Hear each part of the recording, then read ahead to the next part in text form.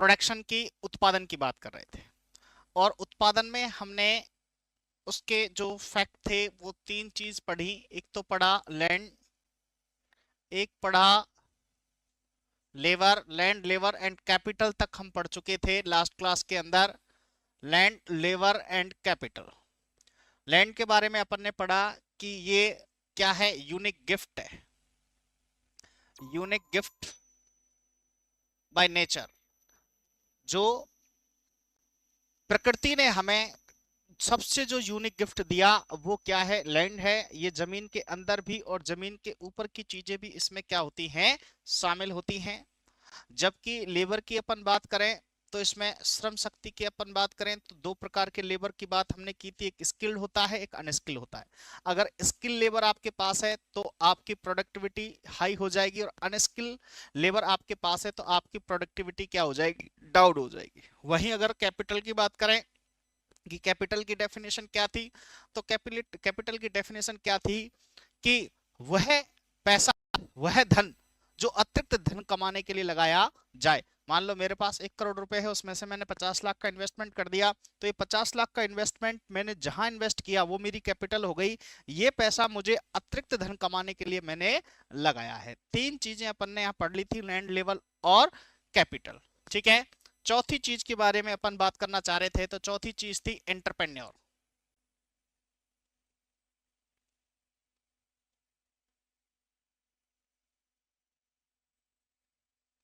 Entrepreneur, अब देखो entrepreneur क्या है कि वह व्यक्ति, वह व्यक्ति जो जो रिस्क लेता है,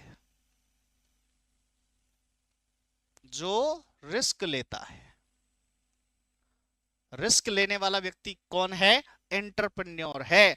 भाई पैसा हो सकता है हर एक के पास हो, पैसा हो सकता है हर एक के पास हो, लेकिन हर एक के पास क्या चीज नहीं होती, ताकत नहीं होती, रिस्क लेने की ताकत नहीं होती। क्या पता पैसा डूब जाए, क्या पता हमारा जो बिजनेस है वो बहुत ज्यादा नहीं चल। तो रिस्क लेने वाला जो पर्सन होता है वो एंटरप्रेन्योर होता है, जिसके माइंड में क्रिएटिविटी होती है, उत्साह होता है, ऊर्जा होती है, जोश होती है, आइडियाज होते हैं, न्यू थॉट्स होते हैं, न्यू अचीवमेंट्स प्राप्त करने की शक्ति होती है। यानी कि ऐसा व्यक्ति जो साहसी होगा, ऐसा व्यक्ति जो क्या होगा, साहसी। साहसी व्यक्ति जो होगा वो कौन कहलाएगा, एंटरप्रेन्योर कहलाएगा, जोखिम उठाने वाला व्यक्ति। ठीक है। ऐसा व्यक्ति जो रिस्क लेना जानता है जीवन में वो क्या होगा, एंटरप्रेन्योर होगा। अब लास्ट वाला है पांचवा, प्रबंधन। प्रबंधन, मैनेजमेंट। पांचवी चीज प्रबंधन। प्रबंधन क्या है कि भाई प्रबंधन क्या है, the person get the work done in proper manner, मतलब कार्य को जो उचित ढंग से करवाए। ठीक है। जो कार्य को उचित ढंग से करवाए, उचित तरीके से पूरा करवाए।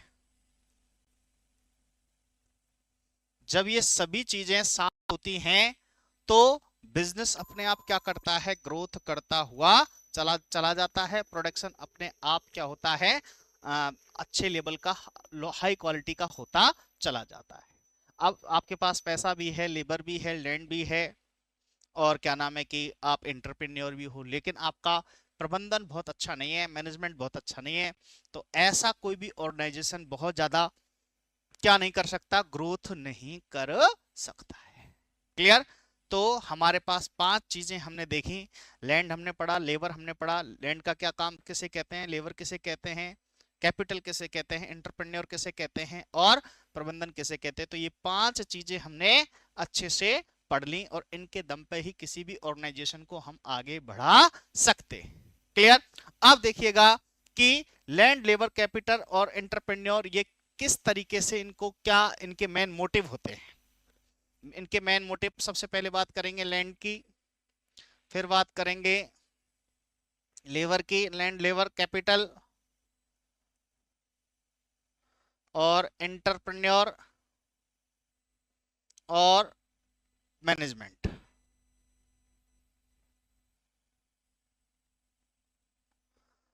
लैंड को हम सिंबल करेंगे रेंट से, लेबर को हम सिंबल करेंगे वेगेज से, मतलब सैलरी से, कैपिटल को इंटरेस्ट से, एंटरप्रेन्योर को प्रॉफिट से, और मैनेजमेंट को सैलरी से। देखो कि जमीन को हमने किस के लिए यूज किया, रेंट। लेबर को हमने एक वेतन दिया, कैपिटल हम लगा रहे हैं इंटरेस्ट के बेस पर लगा रहे हैं, एंटरप्रेन्योर क्या चाहता है, प्रॉफिट चाहता है, और मैनेजमेंट सैलरी चाहता है। क्लियर।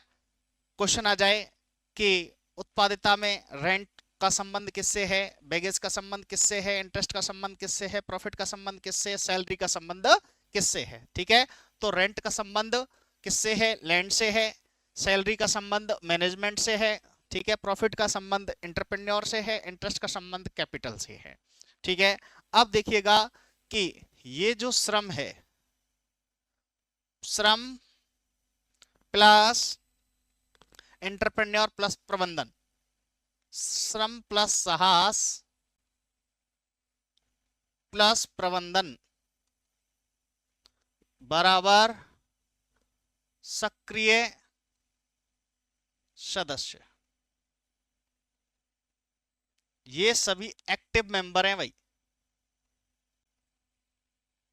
ये क्या है, सब एक्टिव रिसोर्सेज। ये एक्टिव रिसोर्स हैं किसी भी उत्पादन के। अब बची कौन, capital plus, capital plus land, ये निष्क्रिय सदस्य हैं या निष्क्रिय साधन है। ये भी क्वेश्चन कई बार आया है भाई कि एक्टिव रिसोर्स कौन है और इनएक्टिव रिसोर्स कौन है। ठीक है, एल और मैनेजमेंट। ठीक है, ये क्या है, अपने एक्टिव मेंबर हैं, और कैपिटल और लैंड क्या है, इनएक्टिव मेंबर्स हैं। आया बात समझ में, यहां तक भाई? आई बात समझ में, यहां तक कि नहीं आई, बताओ फटाफट। ठीक है, चलो एक बार यहां तक इसको उतार लो आप। ये तो उतार लिया था, इसको उतार लो एक बार, फटाफट नोट्स तैयार कर लो।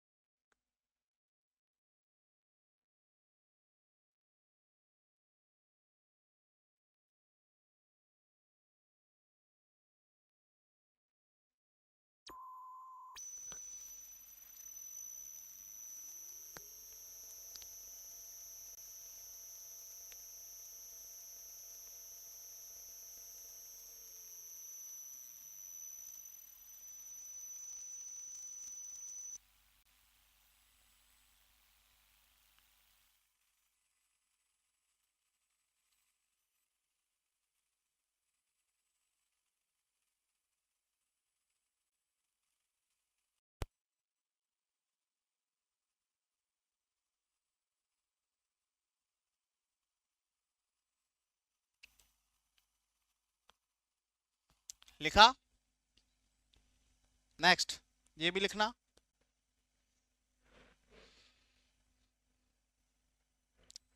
आराम से लिखो।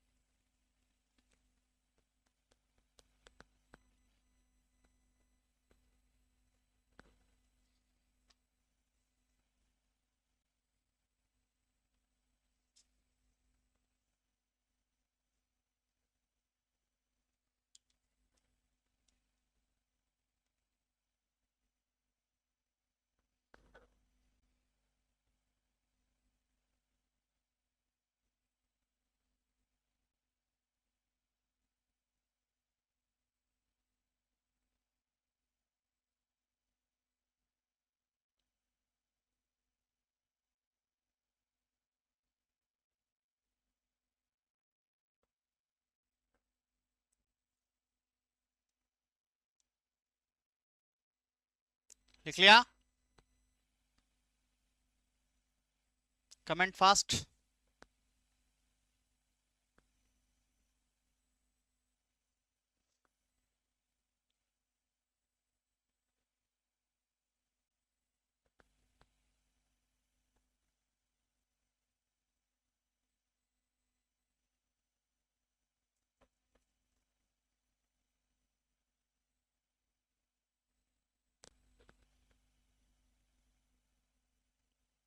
नेक्स्ट है अब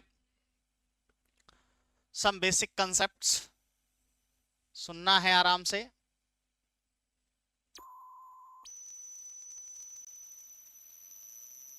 कुछ बेसिक कंसेप्ट्स हैं। क्या कंसेप्ट्स हैं? पहला है टोटल प्रोडक्शन।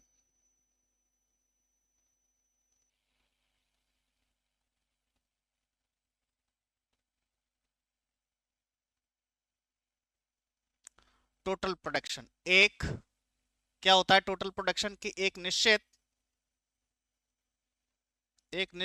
अवधि में, एक निश्चित अवधि में प्रदान की गई,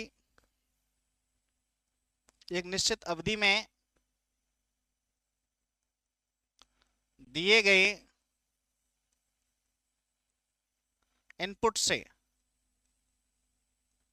इनपुट से इनपुट से उत्पादित वस्तु और सेवाओं की मात्रा, इनपुट से उत्पादित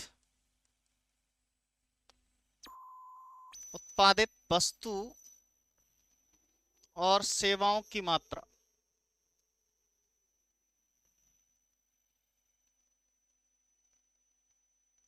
ठीक है, ये क्या कहलाता है? टोटल प्रोडक्शन कहलाएगा। टोटल प्रोडक्शन क्या आएगा, क्या कहलाएगा भाई? आपने जो है कि मुझे मान लो दे दिया कि भाई 1 किलो आपने ऑरेंज दे दिए, कि आपने भाई 1 किलो ऑरेंज में और जो है कि कितना जो है कि जूस निकाल सकते हो। तो 1 किलो ऑरेंज, आपने 1 किलो ऑरेंज इनपुट के रूप में मुझे दिए और मैंने उनसे 1 गिलास जूस निकाल करके दे दिया।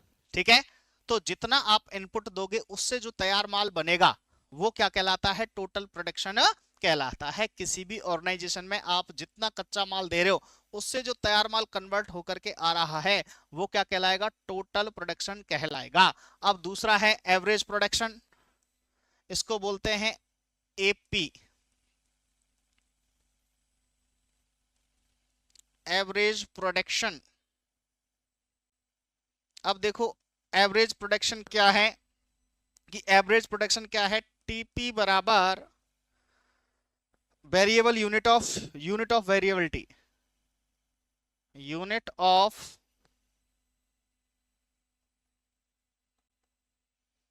Variable factor. ठीक है, यूनिट ऑफ वेरिएबल फैक्टर। इसको अपन कैसे लिख सकते हैं? इसको अपन लिख सकते हैं कि एपीएल बराबर टीपी बटे एल, और इसको कैसे लिख सकते हैं दूसरी तरह से कि एपीके बराबर टीपी बटे के। अब कहोगे सर ये क्या हो गया? देखो के को हम सिंबल करेंगे कैपिटल से, पूंजी से। ठीक है, एल को हम सिंबल करेंगे लेबर से। ठीक है, एल को से लेबर कहा और के को कैपिटल कहा। कि देखो टीपी बराबर यूनिट ऑफ वेरिएबल फैक्टर, ये एवरेज प्रोडक्शन है। इसमें हमने कहा कि एवरेज प्रोडक्शन लेबर की एवरेज प्रोडक्शन बराबर टोटल प्रोडक्शन ऑफ लेबर। इस तरह से अगर निकालेंगे तो एवरेज प्रोडक्शन निकल करके आ जाएगी। ठीक है, एवरेज प्रोडक्शन लेबर की एवरेज प्रोडक्शन बराबर टोटल प्रोडक्शन लेबर की, टोटल प्रोडक्शन कितना है और लेबर कितनी है, तो एवरेज प्रोडक्शन लेबर की निकल करके आ जाएगी। भाई मान लो क्या नाम है कि टोटल प्रोडक्शन 100 है बटे लेबर कितनी है 10 है, लेबर कितनी है 10 है, तो एवरेज लेबर की प्रोडक्शन निकल करके आ जाएगी कि नहीं आ जाएगी? कि हर मतलब 10 लोगों ने 10 प्रोडक्ट बनाए हैं, ये एवरेज प्रोडक्शन निकल करके आ गई, एवरेज प्रोडक्शन निकल करके आ गई। आया समझ में?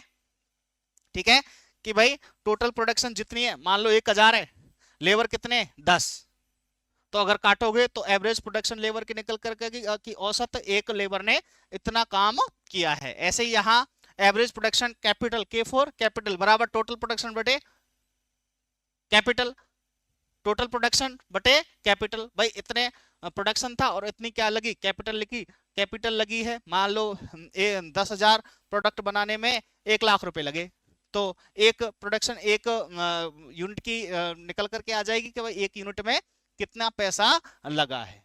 ठीक है, तो ये एवरेज प्रोडक्शन हो गया। ठीक है, ऐसे ही अपन निकाल लेंगे किसका, ऐसे ही अपन निकाल लेंगे मार्जिनल प्रोडक्शन का निकाल लेंगे। तो देखो मार्जिनल प्रोडक्शन का कैसे निकालेंगे, इसको बोलेंगे मार्जिनल प्रोडक्शन, एम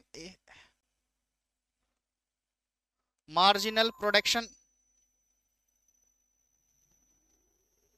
तो देखो मार्जिनल प्रोडक्शन का भी लगभग ऐसा ही है कि मार्जिनल प्रोडक्शन में देखो क्या होगा कि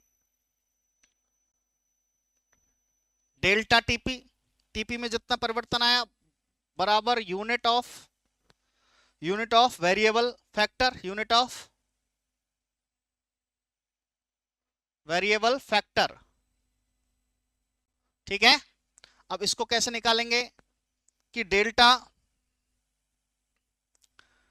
डेल्टा सॉरी एमपीएल निकालेंगे पहले। तो एमपीएल बराबर डेल्टा टीपी बटे डेल्टा एल, या दूसरी तरह से कैसे निकाल लेंगे कि एमपी के बटे डेल्टा टीपी बटे डेल्टा के। ठीक है, इस तरह से निकाल लेंगे। डेल्टा का मतलब होता है कितना चेंज हुआ, डेल्टा टीपी मतलब कितना प्रोडक्ट टोटल प्रोडक्शन में चेंजिंग आई और कितना हमने लेबर में क्या की, चेंज किया। ऐसे ही कैपिटल कैसे निकालेंगे, मार्जिनल प्रोडक्ट कैपिटल कैसे निकालेंगे कि डेल्टा टीपी बटे डेल्टा के करके इसको निकाल लेंगे। ठीक है, तो इनको एक बार आप उतार लो, सम बेसिक कंसेप्ट को उतार लीजिएगा।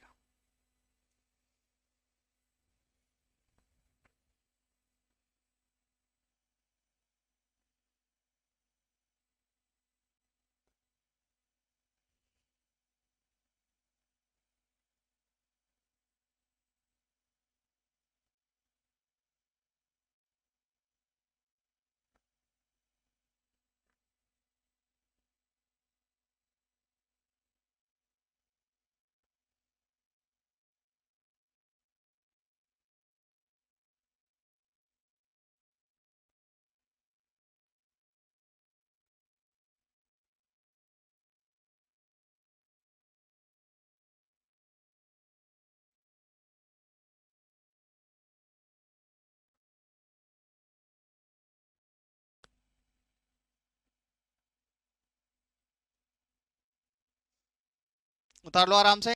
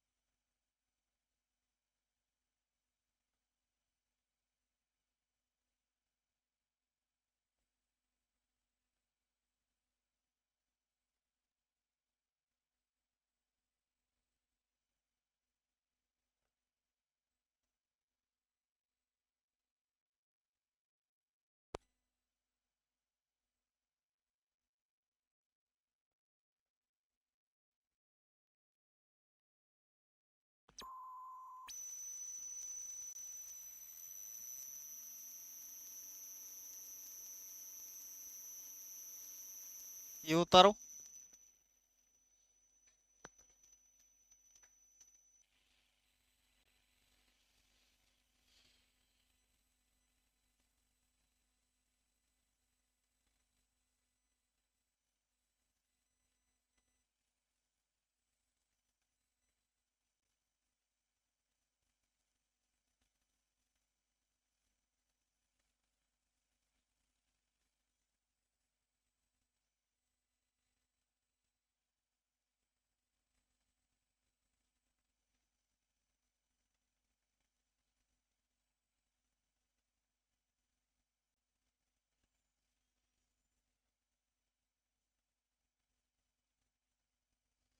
लिख लिया? दोबारा देखो कि टोटल प्रोडक्शन क्या है। टोटल प्रोडक्शन में क्या होता है कि आपने जितना रॉ मटेरियल कंपनी को दिया, उस रॉ मटेरियल से एक तय समय में कितना प्रोडक्शन निकल करके आ रहा है।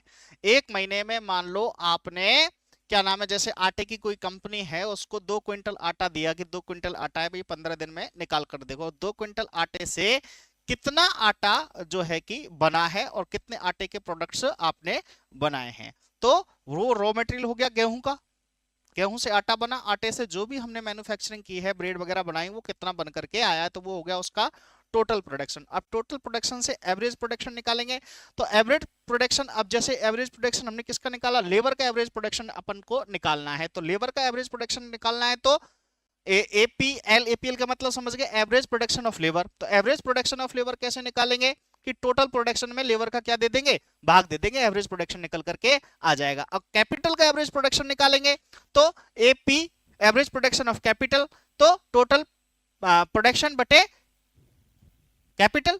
इससे निकल आएगा कि पर यूनिट जो है कि कितना जो है कि लागत लगी है। वैसे ही मार्जिनल की बात करें, सीमांत की बात करें, तो सीमांत कैसे निकालेंगे कि मान लो मार्जिनल प्रोडक्शन लेबर निकालनी है, तो मार्जिनल प्रोडक्शन लेबर बराबर कितना चेंज आया, कितना चेंज आया, यानी कि delta TP, changing rate of total production बटे चेंजिंग रेट ऑफ लेबर, कि कितनी लेबर चेंज करने पर, कितनी यूनिट की चेंज करने पर पहले कितनी थी, बाद में कितनी है।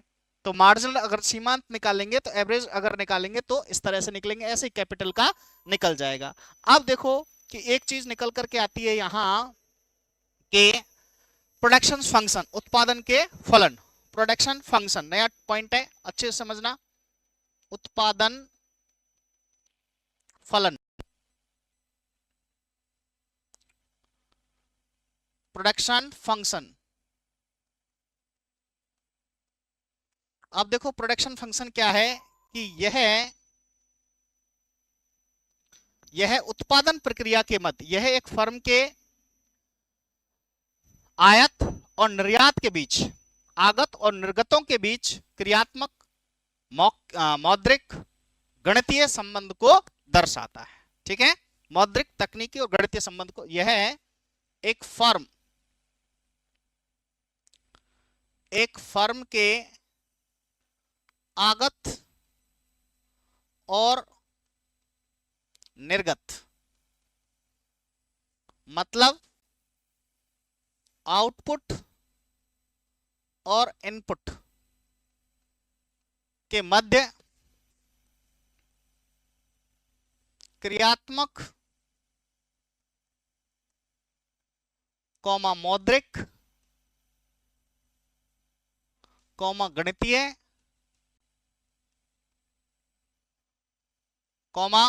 तकनीकी संबंध को दर्शाता है। अब इसमें देखो कैसे कैसे चीज को क्या क्या बोलेंगे कि के बोलेंगे पूंजी को, एल बोलेंगे लेबर को, मजदूर को, ई बोलेंगे एंटरप्रेन्योर को, साहसी को, एन बोलेंगे भूमि को, एम बोलेंगे प्रबंधन को,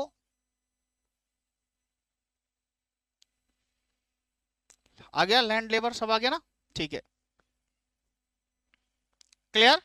के पूंजी को बोलेंगे कैपिटल को, एल मजदूर को बोलेंगे, ई साहसी इंटरप्रेन्योर को बोलेंगे, एन भूमि को बोलेंगे और एम मैनेजमेंट को बोलेंगे। तो इसमें अपन कैसे निकालते हैं इसको कि QX बराबर F फंक्शन एन के एम ई क्या बचा एन एल एल, इस तरह से इसको निकाल लेंगे। ठीक है, इस तरह से इसको अपन लिखते हैं। एक बार ऐसे लिख लो, आगे समझ में आ जाएगा। उत्पादन फलन ऐसे कैसे लिख लो, किस किस चीज को बताते हैं, ये क्वेश्चन आया हुआ है कि उत्पादन फलन किस किस को बताता है, क्रियात्मक, मौद्रिक, गणितीय और तकनीकी संबंध को। ये सिंबल आपको याद रखने आगे काम आएंगे। के किसको बोलेंगे, एम किसको बोलेंगे, एल किसको बोलेंगे, ई किसको बोलेंगे, एन किसको बोलेंगे। इसको लिखेंगे कैसे क्यू एक्स बराबर एफ फंक्शंस। कौन कौन से फंक्शंस है? ये फंक्शंस है। ठीक है, इस तरह से इसको अपन लिख लेंगे।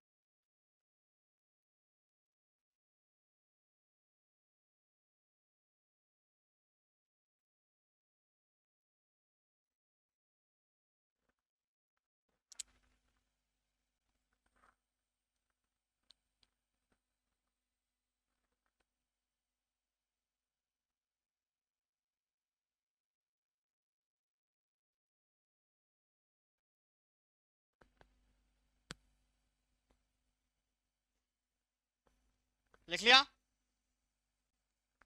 अब देखो आगे, इंपॉर्टेंट है उत्पादन के नियम। उत्पादन के नियम, अब देखो लॉ ऑफ प्रोडक्शन क्या कहता है। लॉ ऑफ प्रोडक्शन क्या कहता है?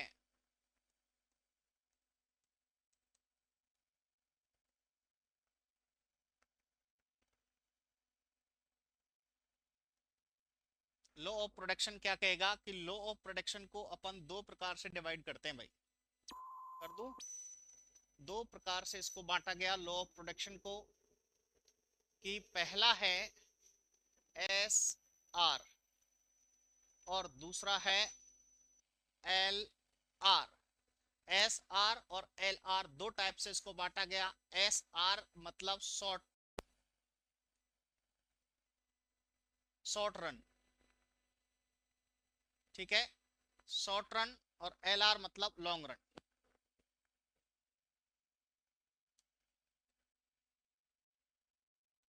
ठीक है, शॉर्ट और लॉन्ग। अब बताओ शॉर्ट रन और लॉन्ग रन क्या है, कितनी समय अवधि पर अपन इसको मान सकते हैं? शॉर्ट टर्म कितनी समय अवधि का होता है, लॉन्ग टर्म कितनी समय अवधि का होता है? क्या बता पाएंगे? पढ़ा होगा पहले छोटी क्लासेस में आपने, ग्रेजुएशन वगैरह में। ठीक है, एस आर और एल आर।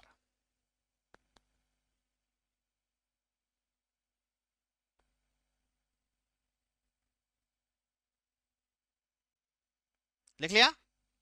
सुनो, नहीं पता? चलो, इसमें देखो समय अवधि नहीं होती पहली बात तो, कि एस आर होता क्या है।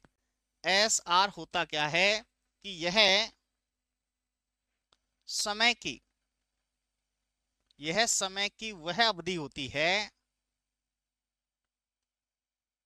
वह अवधि होती है जिसमें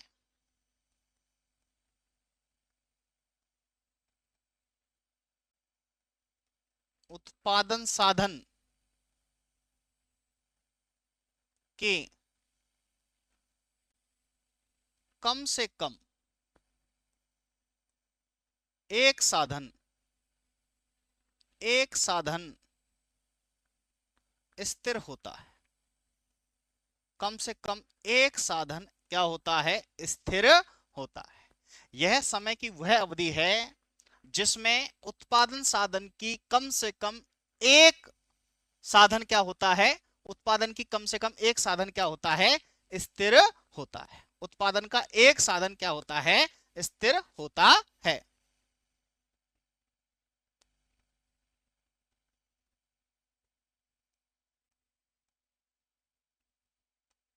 ठीक है, उत्पादन का कम से कम एक साधन क्या होता है? स्थिर होता है। तो उसको तो कहेंगे शॉर्ट रन। और ये जो होता है इसमें उत्पादन के, उत्पादन के सभी साधन सभी साधन परिवर्तनशील होते हैं, परिवर्तनशील होते हैं।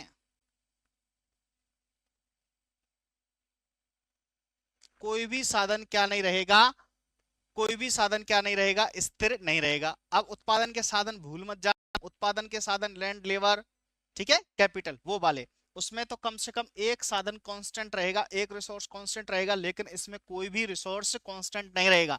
तो क्वेश्चन आ जाए उत्पादन के नियम में एसआर की, एसआर क्या होता है, शॉर्ट रन क्या होता है, तो शॉर्ट रन क्या होता है कि इसमें समय की वो अवधि होती है जिसमें उत्पादन का कम से कम एक साधन तो कांस्टेंट रहेगा जो अपरिवर्तनीय रहेगा, जबकि इसमें उत्पादन के सभी साधन क्या होंगे, वेरिएबल होंगे। तो इसको तो हम बोलेंगे, इस आधार पर इसको हमने बोला है law of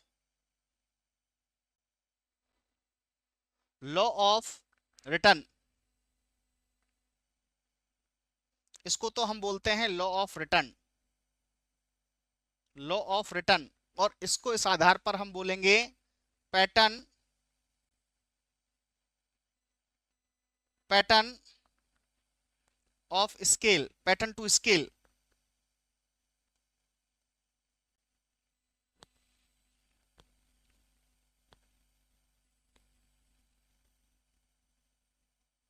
pattern to scale बोलेंगे, ठीक है। अब देखो इसको लिखेंगे अपन कैसे कैसे, लॉ ऑफ रिटर्न और पैटर्न टू स्केल को अपन लिखेंगे कैसे कैसे, तो देखो इसको तो अपन लिख सकते हैं इस तरीके से कि इसको अपन लिखेंगे क्यू एक्स बराबर एफ फंक्शन एल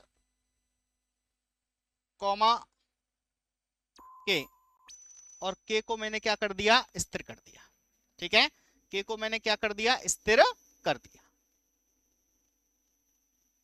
ठीक है। क्यू एक्स बराबर फंक्शन एल कॉमा के, एल लैंड, के कैपिटल, कैपिटल को मैंने क्या कर दिया, कांस्टेंट कर दिया। क्यों, ये क्या कह रहा है कि कम से कम एक फंक्शन क्या होना चाहिए, स्थिर होना चाहिए, एक फंक्शन क्या होना चाहिए, स्थिर होना चाहिए, ठीक है। इसको प्रोडक्शन ऑफ फंक्शन हो गया, ठीक है। अब इसको अपन कैसे लिखेंगे, इसको अपन डायरेक्ट लिख सकते हैं, क्यों, क्योंकि इसमें कोई भी क्या नहीं है, स्थिर नहीं है, तो इसमें एल के, इसमें कोई भी स्थिर नहीं है, ठीक है, कोई भी इसमें क्या नहीं है, स्थिर नहीं है। स्थिर को अपन ने इस तरह से क्या किया है, सिंबल किया है, क्योंकि इसमें एक चीज स्थिर होनी चाहिए और इसमें कोई भी चीज क्या क्या नहीं है, स्थिर नहीं है, ठीक है। उतारो एक बार इसको, उत्पादन फलन को,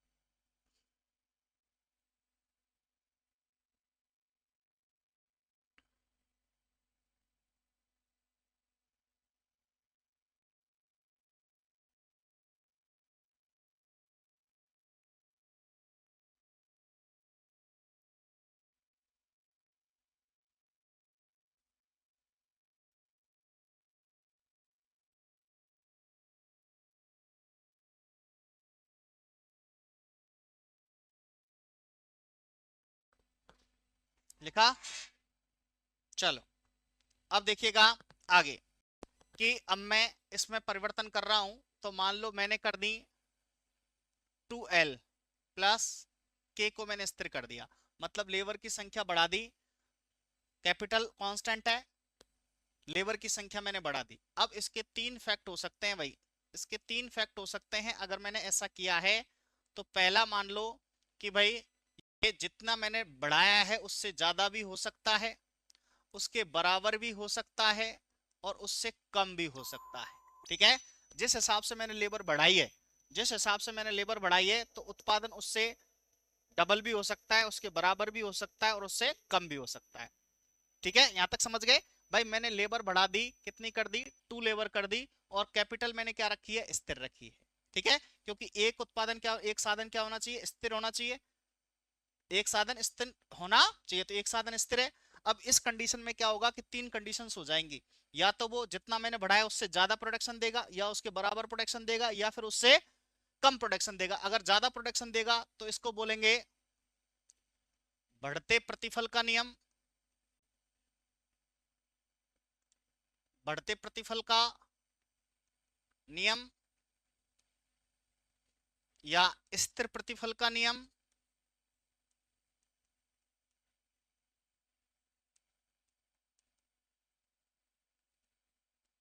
या घटते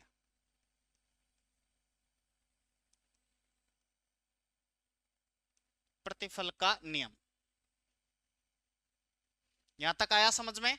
ये तीन कंडीशंस क्या हो सकती हैं। तो ये तो आ गया, सही यही रहेगा, सॉरी, ठीक है, क्लियर। अब देखिएगा उसमें मैं परिवर्तन करूं, जैसे मैंने दो लेबर कर दी प्लस दो कैपिटल भी बढ़ा दी, दोनों चीजें मैंने क्या कर दी, बढ़ा दी, कैपिटल भी बढ़ा दी और लेबर भी बढ़ा दी।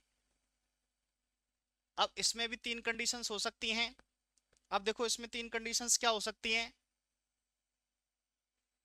वही सेम, ये ज्यादा बढ़ भी सकता है, ये बराबर भी रह सकता है, और ये क्या हो सकता है, कम भी हो सकता है। ठीक है, तो इसको बोलेंगे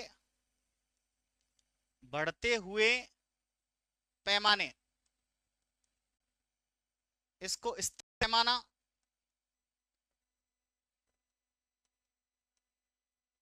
और इसको घटता हुआ पैमाना।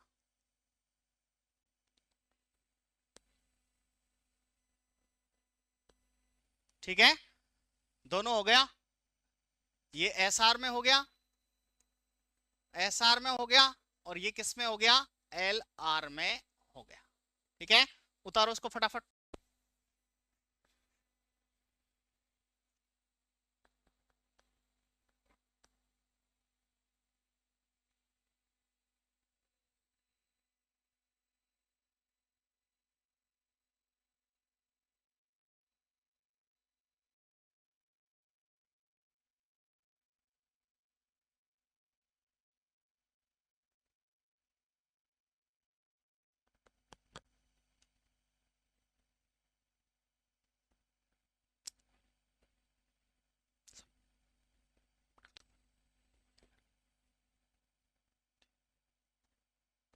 हो गया, कर ले लो।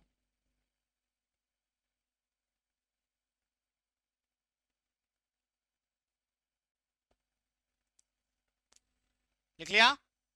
कल इसका मैं आपको ग्राफ बनवाऊंगा। ठीक है, कल इसका आपको क्या बनाऊंगा, ग्राफ बनवाऊंगा। इसको एक बार थोड़ा सा पढ़ना, और फिर इसका मैं आपको क्या बनवाऊंगा, ग्राफ बनवा दूंगा। ठीक है।